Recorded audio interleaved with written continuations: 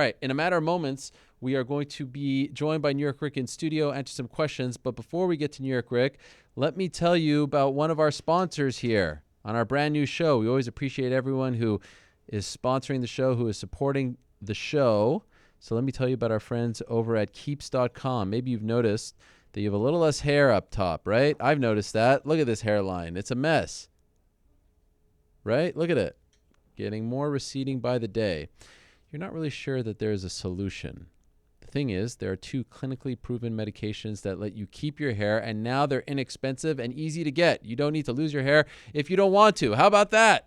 Exciting news. That's why I have to tell you about Keeps.com. For 5 minutes now and just $1 a day, you'll never have to worry about hair loss ever again. Keeps is designed for guys who want to stop hair loss with their scientific and affordable approach managed entirely on Keeps.com. Keeps is the easiest way to stop hair loss before it's too late. And I know what you're wondering right now. Does it work? Yes, it really works. Keeps offers the only 2 FDA-approved hair loss products, clinically proven to keep your hair the way you want it. No BS, just science. And yes, it is completely safe. These are the generic versions of medications that have been around for a while, but now they are cheaper and easier to get. Getting started with Keeps is so easy. Sign up, takes less than 5 minutes, just answer a few questions, snap some photos, and voila, you're in the system. A licensed doctor remotely reviews your information and recommends the right treatment for you, all without ever leaving your couch. Keeps offers generic versions of the only two FDA, I keep messing that up, only 2 FDA-approved hair loss products out there. Some of you have probably tried them before, but you've never gotten them this way and for this easy price. Keeps is only $10 to $35 a month. Plus now you get your first month free. One hell of a deal to keep your hair. There's no reason to put this off any longer. Stop hair loss today. The easy way is with Keeps. So this is what you have to do. To receive your first month of treatment for free, go to keeps.com/MMA. That's keeps.com, KEEPS.com/MMA. That's a free month of treatment over at keeps.com/MMA. Keeps, hair today, hair tomorrow. Thank you very much to all of them over at keeps.com. Please support those who support us. Now, let us say hello to Mr. New York Rick. Where is he? Can't wait all day. Hello, here he comes. Now, let's see if this works better than last week, Mr. New York Rick. How are you, sir? And there he is, New York Rick, who I must say, in a very short amount of time, let me take this off. Speak for me for... Test. Yes. Ooh, it's nice to take that off. I must say, you are looking very svelte. Oh, thank you. What's the... I've been putting in the work. Yeah? Did it... Eating right, exercising. Oh, really? You know what? I owe it to a very special friend. Oh, no. P.T. Carroll? P.T. Carroll. Why? Well, actually, I owe it to 2 people, and I'll tell you why. Okay. So on the very last show that we did at MMA Fighting. Yes. If anybody was watching, I squeezed into a very tight Liverpool jersey. Mm-hmm. Turns out in the card, PT wrote that this was motivated by one Ariel Helwani. That's not true. After I had my baby, I've been letting myself go. That's absolutely not true. Reality is that I had, and he's right, I hadn't exercised in 7 months. We've talked about it before. Didn't show up to basketball. Haven't showed up to basketball. Right. So it was true. But, looking like a case sausage in that shirt. Wow. That was the moment. Not exactly. Okay. My brother-in-law, my Holly's, my wife's brother, is a big runner. Oh. Came for the summer to New York. Yes. Got me into running. I've been trying to run, which I hadn't done before, and so it worked out timing. Now, what are we doing? I'm running 5 miles-ish every other day. Wow. And basketball on the weekends. Wow. Trying to get in shape. 5 miles. And eating well. 5 miles is legit. It's tough for somebody who's never run. Continuous miles. Well done. Thank you. All right, enough about you. What do you have? Well, how do you want to do this? Do you want to talk about the elephant in the room first, or do you want to talk about what some questions? I mean, if you're not going to talk about it, I guess I'll. Oh, the draft? We had a draft. Well, we have to give people the results. Yes, what happened? We had a draft last show. To say this was a beatdown would be, I mean. Well, so he goes from not wanting to talk about it just to tell the people. gloating. Tell the people. Last week we had our International Fight Week draft, as we try to do every year. It was myself, Ariel, and Brett. the draft worked out better for some Yes. and worse for others. Yes. I'll go over the results one by one. We'll do it quickly. Please. Nobody's that interested in this. No, It's no, like, no, let's please, just move on from this. Please. I picked Barb Honchak. That's a loser. I picked Jamie Moyle. That's a loser. I picked Montana De La Rosa. That's a winner. Yes. I picked Luis Pena. That's a winner. And I picked Lando Venata. That's a loser. So that made me 2 for 5 across both cards. Wow, that is. Brett Akamoto. Yes. Picked This Francis Ngannou. That's a Yes. loser. Michael Chiesa. That's a loser. Brad Tavares. That's a loser. Rob Font. That's a loser. And Max Holloway, which is a DNP NC. Like we're not going to count it. But that's over 4. It wouldn't have mattered in the long run. No, But he could have jumped back in there. he could have gotten 1, Well, he could have replaced Max. but he still would have only gotten 1 right. I'm saying yes. Correct. And then Ariel Helwani, sitting to my left. Yes. Rafael Sunsao. Yes. A winner. Yes. Gokhan Saki, a loser. And credit to you for leading with that with Khalil Listen, Roundtree. I'm a man. Look, Yeah. this is precisely why I don't like to make predictions, but I'm going to own up to it. You faced the music on that I one. did. Thank you. Paulo Costa, Yes. another winner. Israel Adesanya, Yes. another winner. And Curtis Millender, another winner. So 4 for 5 for Ariel Helwani. Thank you. The winner Thank you. of this Thank year's you. International Thank Fight you. Week draft. Thank you. By the way, worth noting, we all got the tiebreaker supremely None of us wrong. would have gotten anything because It was we were all over. we were all over. I picked second round. I think you I picked picked third. 25 minutes. Oh, you picked the Yes. decision, and Brett picked like somewhere in the third. So thank you. Thank you. So that's what, 3 years in a row that I've won? No, I think you're trying to revise history. I Yes. won last year, and there was no payoff for it. There was no payout. So, all right. But we can talk about. I feel like there should be some kind of repercussions, especially because of how bad I did and how bad Brett did. Yeah. I think we owe something there. My first 2 picks Yeah. didn't even get it done. My first 2 were losers. My number 1 and my number 2 draft pick were both I know, losers. that's pretty incredible. I was pretty confident too. I was so confident with my picks. I was actually shocked that you guys didn't like. To me, they were the biggest no-brainers. Of course, Khalil Roundtree, I must say, I whiffed on that one. But like to go 4 for 5, and some of those picks were, Sunsao, Millender is a star on the rise. I agree with Malky. Who else did I have? Adesanya. Again? Adesanya. I mean, that was a drubbing. Costa got it done pretty impressly. Yeah. Yeah, you did well. All right. Thank you. Thank you. Congratulations. A lot of people asking about you out in Vegas. A lot of people missing you. Thank you. Because they like to see you out and about at the events. So I told them that you're alive and well, working on your physique. I'm alive. Thank you. And they want to hear some questions. But first, we actually revived the question of the week. We did in a Slowly big but way. surely. Yes. So let's start with the one that's the most topical, the one that you've been talking about throughout the show. Yes. The Helwani Show question of the week: who's the greatest UFC fighter of all time? You've got George St. Pierre. You've got Daniel Cormier. You've got John Jones, and you've got Demetrius Johnson. Now, first, Yes. again, I just want to say, only 4 choices. Right. Should I have put Anderson Silva over someone there? I think you picked the right 4. Do we all agree that if there were 5 choices, it's easy, like there's no debate? That Anderson would be that next one up. Yeah. I agree with that. There's no one else, right? Um, Some people threw out Connor. no. It just feels a little Connor too doesn't premature. belong there. I think those are the right 5 if you had put Anderson there. But I think these are the right 4. Okay, so you agree with the 4. I agree with these 4. Okay. That Where these we are at? the people in the conversation. So after nearly 40,000 votes, Holy smokes. quite that- a lot of votes. that the most? That's the most in a long time. This is obviously something that people are spirited about. Well, also, we're on a bigger platform, but anyway, that's go true ahead. as Yes, well. Please. Getting the support of the brand. Yes. As Demetrius reported, the results have not changed since he last really? checked in on it. Okay. 12% for Demetrius Johnson, followed by 19% for Daniel Cormier, followed by 31% for George St. Pierre, followed by 38% for John Jones. Are you surprised by this? I'm not, Really? because my pick is John Jones as well. So I'm not. But are you surprised not that caught off guard. DC, just because of recency bias, are you surprised that he's so low?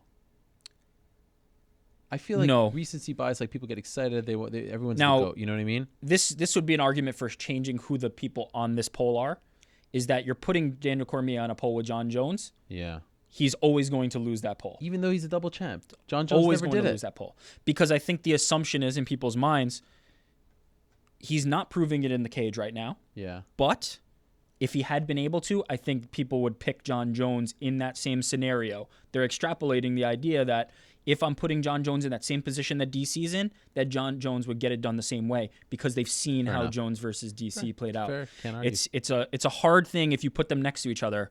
John Jones, I think, will always win that battle. I'd be interested to see if we had subbed Anderson Silva in for one or the other, how those results would look. Let's say John Jones is off, Anderson Silva's in there. No, I know you can't. You. The one that I got a lot was Anderson should be in there over DJ. But I don't think that's fair. DJ I think clean, they're different broke cases. his record. Yeah, they're different. How could you argue for that? No, I think Anderson being left off is appropriate at this point in time. But my pick would have been John Jones. Can I tell you my breakdown? Yeah. GSP. Number 1. Yes. DC, Jones, DJ. Now, what DC gets the nod because he's a double champ. Over John Jones? Yeah. Right now. John Jones comes back, wins the second belt. That also is consistent with him going over Demetrius because Demetrius competed at that weight class up and did not get the title. I feel like I said it on Saturday and I said it on Friday that I think that if DC would have won, which he did, one notch below George because George avenged all his losses and won. But now this is what DC has that George doesn't have. DC now 14-0 at that higher weight. Yes, very. George 1-0. Yeah, very long history at that. George's feat of being not a double champion, but of winning the second belt is more like Conor McGregor's feat of being a double champ because they got it based on popularity. DC didn't necessarily, like, of course he's popular, but he's no like gigantic draw. He got it off merit. Absolutely. 14-0, 13-0 going into the fight as a heavyweight is merit. You know what I mean? He deserved that shot back at UFC 166 when he won against Roy Nelson. It just so happened that his friend, Cain Velasquez, was the champion. I would also make the argument that the caliber opponent, all due respect to Michael Bisping, who I think was a great champion at middleweight, Stipe was the longest reigning heavyweight champion in UFC history. The caliber of opponent that DC faced in that fight was very high. I would compare it to when, BJ Penn versus Matt Hughes, that type of long-time established caliber. That second championship in my mind means more than other people who have won the second championship. I think Cormier is very underrated. I still find it very hard to put him over John Jones. I would take Jones and then Cormier in my... Jones 1. Jones Cormier 1, 2. Cormier 2. GSP? Followed by George, followed by Demetrius. That would be my... It's a fun debate. Ranking. It's, as I like to call it, the barbershop debate. The barbershop. Now, there's a second one. There's a second question. What was the second one? Oh, it was... Are you excited yes. for Cormier versus Lesnar? Yeah, what Two is options here, yes or no. Yeah. By the way, I was going to do who you picking, but I feel like everyone would pick DC, right? I think that's the assumption. Yeah. You have to assume So I'm that. curious about what they think. I think this is a more interesting question, for sure. 15,000 votes? Yeah. Less. Wow. Much less. Yeah. People want to talk about the GOAT. Yeah. Heck yes got 68% and heck no got 32%. So people are very excited. That's an overwhelming majority. So all the belly aching about this is fake, this is WWE, at the end of the day, this is going to be a success and it's going to do over 1 million pay-per-views. I think so. 100%. Yeah. Shocking if it's not close to 1 million, in my opinion. I think it's going to do above 1 million, to be honest. I think the buildup is going to be phenomenal. Yeah. And what do you think of DC talking about Shogun? BS? Is that just to piss people off? Right after the fight, it seemed like everybody involved was talking about going back to light heavyweight. Like Dana's talking about it. Now Cormier's talking about it. Makes no sense. I think it's just a timeline thing, right? If Brock is not ready to do it now, he wants to get the fight in. And what do you think of the whole scene? The pushing, the getting in there, piece of this, piece of that, hitting the too much. Did it feel like your head was going to explode? Like, it felt like at some point, what is happening? I didn't have a chance to actually digest the fact that DC just made history. Like, could I have a second? It all happened so fast. I think that's the part that a lot of people are citing now after the fact is going, well, we didn't get a chance to breathe with the idea that DC is now a dual champion. And also the fact that, like, Stipe Miocic was a dominant heavyweight champion who got kind of brushed off to the side. who got dethroned. Anthony Smith mentioned that. It really took away from that moment. In that moment, but it was very quick to move on from it. I think people are excited about the Brock versus DC thing, but I think it would have been nice to have that moment have a little more room to breathe. They got to capitalize. I'm not one of the people who's anti the fight. I just feel like that moment could have. You have to be anti the fact that we still don't really know Brock Lesnar's status. Sure, that is just mind-boggling to me. Yeah. I was kind of hoping by saying it at the top of the show that they would email me back, but they still didn't email me back. No official commentary on and I've asked where he stands. I've asked multiple times. But that could be an indicator of why Cormier is all of a sudden talking about light heavyweight fights against Shogun versus. But he's got. I mean, so far he's sticking to that timeline. So yeah. I don't know. I don't see him going down to 205. I love the fact that he says it. I respect the fact that he says it. But why? Why make that weight cut again? He was so happy. He was the happiest guy in the world. The only fight I would want to see at light heavyweight is Daniel Cormier versus John Jones. And to be honest, I'd be okay with seeing it at heavyweight. Yeah. It makes something new. It changed the circumstances a little bit more. I'd like to see a beefed up John Jones, when he's in that brolic, bricked out shape versus Daniel Cormier at heavyweight. So for me, at light heavyweight, it's Jones or bust for Cormier. I don't really have any interest in seeing him against anybody else. And then what was the last your one again? third question of the week is is football coming home with less than 10,000? This one getting the least love. Yes, 72%, and 28% saying yes as well because you gave yes and yes as options. Yeah, it's just great. England doing away. Well. Yeah. Wednesday, Croatia. Sunday, football's coming home. Did you see the wedding video? Yes. The guy that was giving amazing. the speech at his wedding. Let me not talk over the song.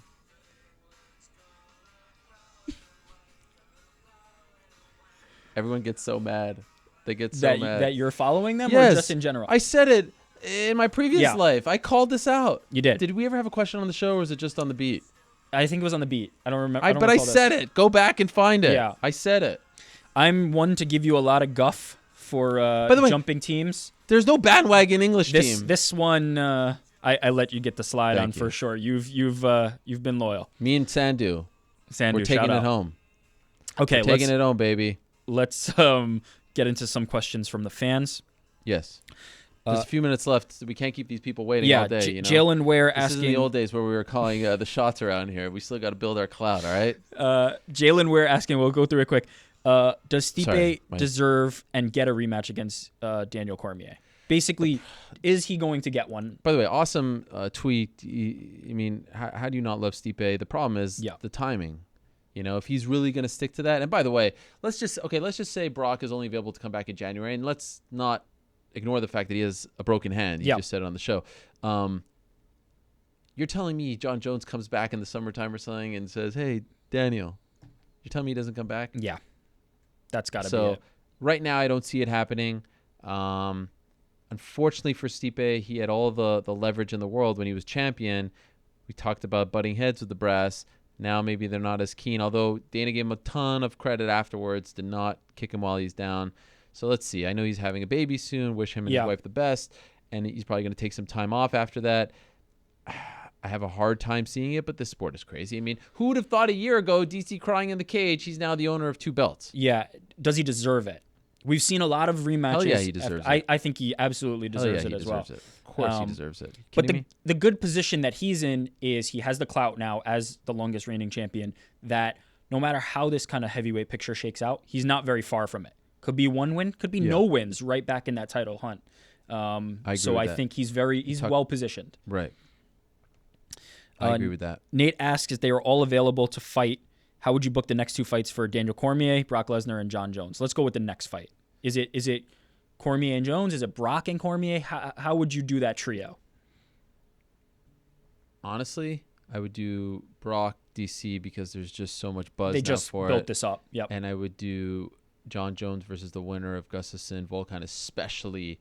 And we're assuming John comes back sooner rather than later, especially if Gustafsson. That's the one I really want to see before it's all said and done. I feel like it keeps slipping away from us. So I would do that one if, of course, I mean, even if Gustafsson loses, to be honest. But yes. Gustafsson Jones is money. I want to see money it. regardless. And do they square off after that? The winner of Gustafsson Jones versus DC and Brock? There's heavyweight. That's 2 different weight classes. That's 2 different weight classes. Man. I think it would be perfect if DC retires with a Lesnar fight and a Jones fight and then says goodbye. Okay. Could you imagine that? And that could happen at heavyweight, though. Jones, 100%. Jones versus Cormier. Yeah, 100%. Okay. PD and Gia, friend of the show. Yes. Some are saying that DC's win over Stipe means Jones is the greatest, but aren't they playing the worst kind of MMA math? DC has never lost at heavyweight. Jones has never even competed at heavyweight. For all we know, DC's extra power and extra energy at heavyweight makes him far more dangerous than he is at 205. That's what you're getting at. Yes. And I think DC's a better fighter, as I said at the top, at heavyweight than he is at light heavyweight. And he was a phenomenal fighter at light heavyweight. He took Rumble Johnson's greatest shots at light heavyweight. He went, he won at least one round against Jones in the rematch, if not two. Won the one round back when they fought at 182. Thoroughly dominated Dan Henderson, thoroughly dominated Volkan Ozdemir. Only has one blemish on his record at light heavyweight. So yes, comparing the two guys, he's killing himself. Like, remember UFC 210 Buffalo? Like, the man who walked up on the scale holding the towel or not, like, he looked like he was a corpse. And just look how happy he is. Like, who cares about if he has a belly or not? The freaking guy knocked out Stipe Miocic in the first round. Like, Stipe Miocic, who took shots like crazy from people, who got wobbled. Let's not, pretend he never got wobbled. But, like, the freaking guy knocked him out. Yeah. And he knocked out Bigfoot Silva back in the day, who had, like, the, you know what I mean? Like, DC just has incredible power. Yeah. And so I'm so happy that he's finally getting that love and respect. And I do think he's a better heavyweight than he is a light heavyweight. His speed advantages, his technique are much more evident when he's facing heavyweights. And he's a quick heavyweight, even at that very size. Fast. And they were telling me, his whole team was telling me, he's knocking people out. He's knocking people out. He doesn't have to cut weight. Why is he cutting weight if he's knocking people out? I would like to see DC at heavyweight from here on out. From here on out, yes. DC Jones 3 makes a lot more sense at heavyweight than it does at light heavyweight. Steven Jensen asks, how likely do you think it is that Daniel Cormier pops up live on the WWE programming at some point in the build to the title fight? There was an article on WWE.com talking about this. It seems like they're connected. They're in unison, yeah. I don't know. I'd love to hear. I had heard from one source that some of the people there felt like it went a little too far. I could hear that argument. Yeah, but they definitely are supporting. Like, they had an article up like that, so clearly they knew what was going on. Same way they had an article up like that at UFC 199 when they made the announcement. So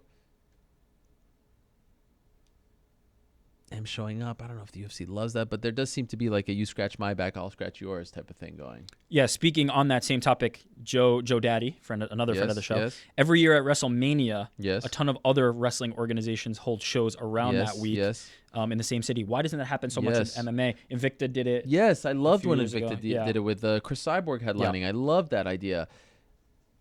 Can I tell you what I would love? I would love to see them get rid of the Tough Finale card and open that up. The problem is, you may know better than I. Probably not, but maybe you do. Like those wrestling shows aren't as long as these MMA events. So maybe if it's if it's an Invicta card that only has 4 or 5 fights, then it makes sense. But International Fight Week used to feel like, the Expo, things like that. It was a lot more of an International Fight Week. Now I think the Hall of Fame is phenomenal. Great this year. Well done to Ant. He's doing a great job, and everyone there is doing a great job. John Anik is a phenomenal host. He's just so good at what he does. He just did an amazing job. But I love that idea. I love that idea of small organizations jumping on. Is it harder to do? This is wrestling where guys can compete multiple nights. It's a little bit harder to execute, but I loved I thought it was a brilliant move by Invicta to jump on the bandwagon and just try to get a lot of that media there and things like that. So yeah, I like it, but for now, I mean, where's the real estate, right? Hall of Fame on Thursday. So you got Hall of Fame on Thursday. MMA awards were on Tuesday. That's not a UFC thing, but that was smart of them to jump on the bandwagon. Tough Finale on Friday, 226 on Saturday. Where's the packed time? schedule already. It's almost exhausting by the time you get to 226. You know what I mean? So it is true. It's tough. Okay, our last question from Coach Eric Albarracin, who you mentioned earlier. Guy. He says, who do you think the Eraser, Paulo Costa, will fight next? What's next? He told me Chris Weidman. Sorry, I was just playing the song again. That's funny because the last one I had was from a guy named Jake that said, out of curiosity, is it coming home? But we already answered that. It's coming home. A lot of tasty matchups out there for Paulo Costa. Paulo Costa. You need a moment? He's just so freaking good looking. Yes. Jake in the back. Jake loves Big fan. I wouldn't be a big fan. Look, if I'm them, I love the Weidman call out. Yeah. Imagine Costa MSG Weidman. By the way, we didn't talk about Gaslam Whitaker. Yeah. Did they make the right call? Sure. I mean, what's the right call? I wouldn't. For the title fight. Yeah, like fine. You don't care. You're indifferent. I would have preferred Chris Weidman in there. It's hard to make such a strong case for any of them. I feel like they're kind of like in an even playing field. But the fact that Weidman beat him last. Yeah, but we know that doesn't mean anything. Yeah, it doesn't mean like it's more about who has the momentum at the moment, and it seems like Gastelum has the momentum. So I'm fine with it. I think Chris isn't like I was talking about with Stipe. I think Chris is still in good position to get that next shot. I think he's one away. That's why I think he should fight Jacare. I think that's a good fight. That's the fight that has to happen at some point. Yeah. Right, with both their grappling skills. All Doesn't that sound stuff. like Romero's going to be there at 85 anymore. So I like Costa calling him out. I don't see that happening. I like Adesanya calling out Costa. I don't see that happening either. Yeah, that's the one I want to see from a fan perspective the most. Costa and Israel Adesanya. But why crush one of the prospects at the moment? By the way, you've known Israel Adesanya for a while, yeah, right? Glory, Are you surprised Glory. to see him doing this well? Oh, no. You're not? That guy's okay. See, the difference between him and a lot of these other kickboxers, I'll use Kokan Saki as an example. Israel's been splitting his time. I don't want to say part-time because he's been invested in both. Splitting his time between MMA and kickboxing for a long time. He's not all of a sudden making the transition now. Right. This has been something he's been building, and he's been honing his MMA skills for a long time. And his technique is so clean. I'm not surprised by this ascent until there's somebody in there that can match him on the feet at least reasonably, and then push him in the grappling. You can't stand with him. You just can't. I think there's more opportunity for somebody who hasn't been as experienced in MMA like Asaki to get caught by somebody in MMA like Roundtree, whereas Israel, I think he's a more finished product, and I think he's very good. Okay, I'm looking at the rankings right now. Robert Whitaker is fighting Kelvin Gastelum. Yep. That's champ versus number 4, even though Weidman is 3. But anyway. Who's 2? Well, Romero's 1 because, they don't count the champ. And who's Romero, 2? We're getting rid of. Luke Rockhold is 2. Rockhold is 2. Okay. Weidman 3, Gastelum 4, Souza 5, Derek Brunson, eye injury, supposed to fight Thiago Santos. That's getting moved. David Branch still waiting. Mm-hmm. I don't know if I want to put Branch in there against Costa because he has a style that might smother him. And then it's Tavares, Hall, Costa. Am I crazy for saying Weidman, Jacare, Rockhold, Costa? Wow, is that too Rockhold, soon? Costa. Is that too soon? The battle of the male models. I mean, could you imagine that fight? That'd be incredible. Ralph Lauren versus whatever the hell. I mean, I'm sure he has some kind of deal with someone, or at least he should. Is that too soon? No, because I think the way Costa fights, there isn't a too soon or his power is. The UFC's doing this whole too soon thing all the time now, and I keep getting wrong. Till Everybody Wonderboy, said, Adesanya, Brad is a big step up, and I thought it was a big step up for Israel. He passed with flying colors. At a certain point, you have to jump into the deep end. I think Costa's power is a game changer. I think he can compete with a guy like Rockhold just because even if Rockhold's getting the best of him, Uriah Hall was winning that first round, no doubt about it. So and the technicality of his jab, I think Costa could get in there and no, I'm saying I think he could be in the fight long enough that he catches Rockhold later just because that power is different. He's got something that's different than a lot of other people. Working the body, I could see him wearing it down and just getting a knockout late. I like that fight. I don't think it's too soon. I think he's ready. All right, that's my pick. It's a good fight. By the way, one fight that I threw out on Saturday night, totally unrelated to all of this, Dan Hooker against Anthony Pettis. Fun. I don't know if Pettis takes that, but Dan Hooker is the man. Dan Hooker is really on the rise. His trash talk game is also on point. I like it, yeah. He's definitely I like it. Somebody said that on the show earlier, too. Put some respect on my name? Put some respect. Adesanya was referencing him as their teammates. Hooker now at lightweight has been incredible. He's clearly on the rise. And let's here's my friend Rob DeMello. Let's give props. Speaking of fellow Hawaiians, Ray Cooper defeating Jake Shields over at PFL. How incredible. About that? I mean, we've talked about it a few times. I've mentioned it on Rick's picks. Yeah. Jake Cooper splitting Ray Cooper. Jake Shields. Jake Shields splitting a pair against Ray Cooper. Mm-hmm. Ray Cooper III's father.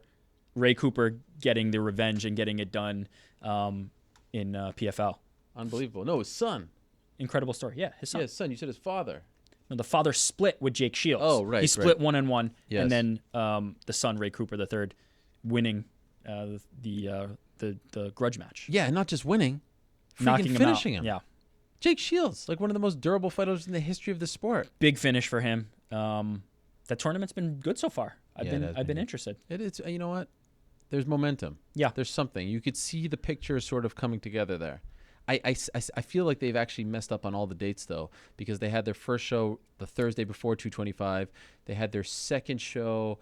It was like it was the night of the NBA draft. Yeah. And then the third show is the Hall of Fame was going on. If they started a week earlier, they would have been on all the off weeks. But live and learn. Yeah. All right. Don't compete. We're done? We're done. Okay. Great stuff. Thank you very much.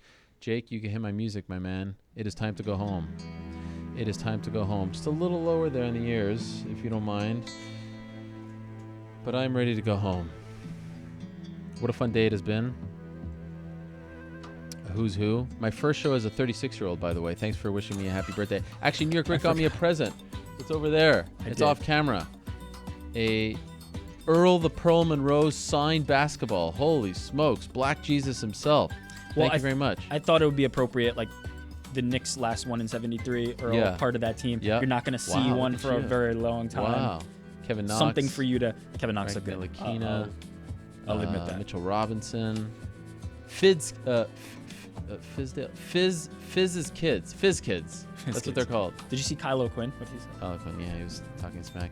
Anyway, thank you very much, New York Rick. Thanks to all of you who sent in questions. Thank you to everyone who tuned in. Thank you to everyone who called in. Thank you for all your support. Thanks for watching the coverage this past week in Las Vegas. If you did, thank you, Daniel Cormier, Derek Lewis, Michael Chiesa, Israel Adesanya, Luis Pena, Ryan Ortega, Anthony Smith, Mike Perry, Jeremy Stevens, Demetrius Johnson, Khalil Roundtree, Brad Katona, Malki Kawa. Thanks to all our guests who have been watching. And if you missed this, any point, we'll have the replay up on YouTube later on this evening. Of course, audio replay, all that stuff and more up on iTunes and the usual platform. Back next week, same time and place. Till then, peace. I'm out of here.